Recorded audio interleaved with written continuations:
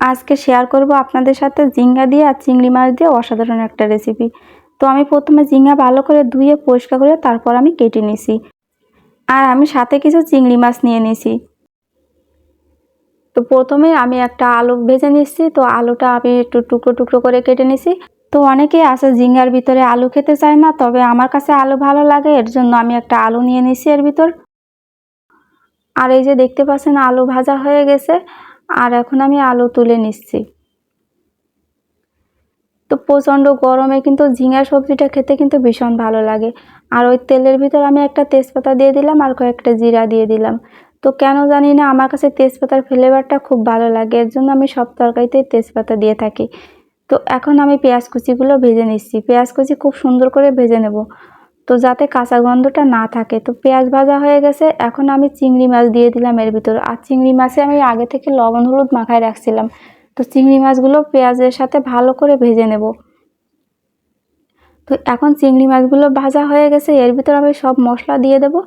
তো দিয়ে দিলাম পরিমাণ মতো লবণ, হলুদ, জিরার গুঁড়া, ধনিয়ার গুঁড়া, আদা রসুন বাটা, সব মশলা আমি সামান্য পরিমাণে দিয়ে দিছি। তো এখন আমি অল্প একটু জল দিয়ে আমি চিংড়ি মাছ আর মশলা একসাথে কষায় নেব। আর এবার আমি দিয়ে দিলাম পোস্তদানা বাটা। তো এই পোস্তদানা বাটা দিলে কিন্তু ঝিঙা খেতে খুব ভালো লাগে। এখন আমি সব মশলা ভালো করে কষায় নেব। আমি মশলার বাটিটা ধুয়ে আর একটুখানি জল দিয়ে দিলাম। আর আজকে রান্নাতে আমি গুঁড়ামরিচ দিব না, আমি কাঁচামরিচ দিয়ে রান্নাটা করব। তো গুঁড়ামরিচ দিলে আমার কাছে খেতে ভালো লাগে না, আর অনেকটা গরম পড়ছে, এর জন্য আমি গুঁড়ামরিচ দিব না, আমি কাঁচামরিচ দিয়েই রান্না করব। তো মশলা কষানো হয়ে গেছে, এখন ভেজে রাখা আলুগুলো দিয়ে দিলাম। তো আলুগুলো আমি একটু সময় কষায় নেব ভালো করে। আর এখন আমি কেটে রাখা ঝিঙাগুলো দিয়ে দিলাম। আর ঝিঙা আর আলু মশলা ভালো করে একসাথে সব কিছু মিশিয়ে নেব। তো এখন আমি কাঁচামরিচগুলো দিয়ে দিলাম। আর কাঁচামরিচ আমি আগে থেকে ফালি করে কেটে রাখছিলাম। তো এই গরমে কিন্তু গুঁড়ামরিচ খাওয়া একদমই ঠিক না, তো কাঁচামরিচ খাওয়া কিন্তু খুবই ভালো। তো ঝিঙা ভালোভাবে মশলার সাথে মিশায় নেওয়া হয়ে গেছে, আর ঢাকনা দিয়ে দিলাম এখন একটা। আর এখন এই যে ঢাকনাটা তুলে নিচ্ছি।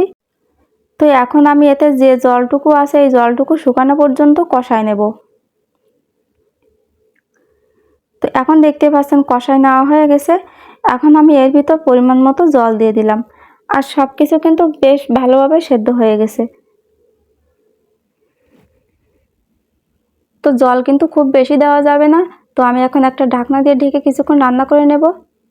আর কিছুক্ষণ পরে যে ঢাকনাটা তুলে নিলাম, আর এর মাঝখানে 2-3 বার করে আমি ঢাকনা খুলে খুলে নেড়ে ছেড়ে দিয়েছিলাম, যাতে কড়াইতে লেগে না যায়। আর এখন কিন্তু আমার রান্নাটা হয়ে গেছে। আর দেখতেই পাচ্ছেন সব কিছু ভালোভাবে সেদ্ধ হয়ে গেছে। তো এইভাবে ঝিঙা কেউ না খেয়ে থাকলে বাড়িতে একবার হলেও বানিয়ে খেয়ে দেখবেন, আশা করি আপনাদের কাছে ভালো লাগবে।